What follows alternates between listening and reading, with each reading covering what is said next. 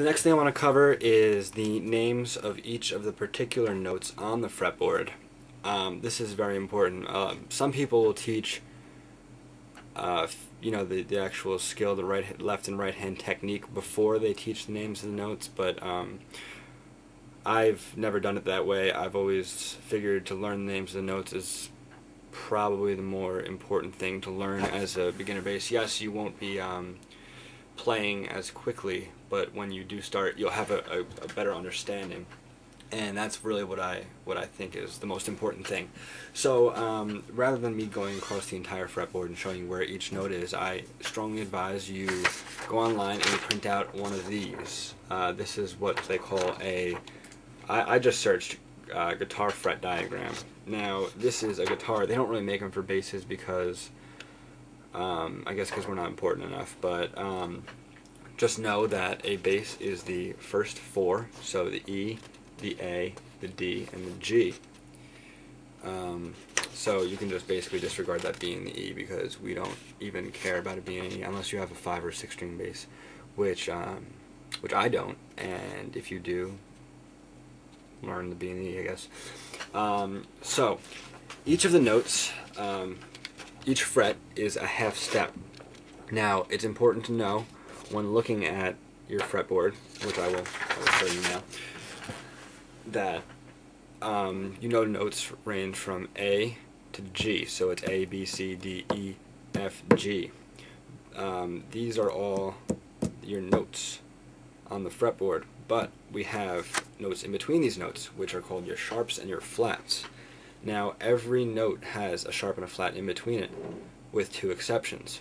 Your E and your F, E, which is your open string, right here. I'm going to back up so you can hopefully see me doing this. Your E, which is open note, if you take 1/2 step up, which is the first fret on your E string, which is an F. It's not an E sharp. There is no E sharp. There is no F flat. So that is one of the exceptions, and your other exception is over here with your B. Your B is your second fret on the A string. There is no B sharp, C flat. It's just B, C. So if you know that, you can go through every single one of your frets and get a name for it. So we have our E, which is our open, then our F, F sharp, G, G sharp, which is also an A flat, A. Now once we get to our 5th fret, it starts over. So our A, so your 5th fret on the E string is the open note on the 2nd string down on your A string. So I'm going to back up so you can see my right hand doing this. So it goes E, F, F sharp, G, G sharp, A flat, A. But at this point, we stop playing here and we start playing on the next string down. A, then it is B flat, B, C, C sharp, D. And here we are again at the 5th fret. Move on down. D, E flat, E, F sharp,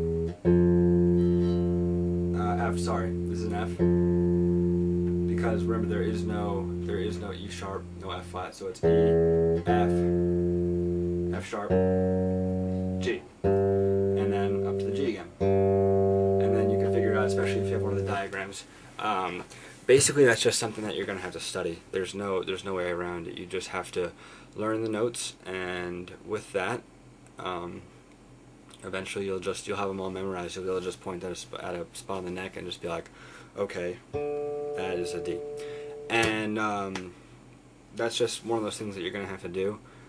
Just remember the half steps and study that, and then you'll be able to move on to the next of lessons, which is going to be scales.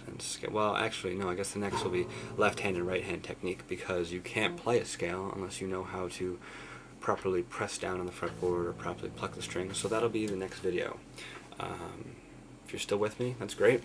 If not, well, I guess guess I'm not talking to you then. All right.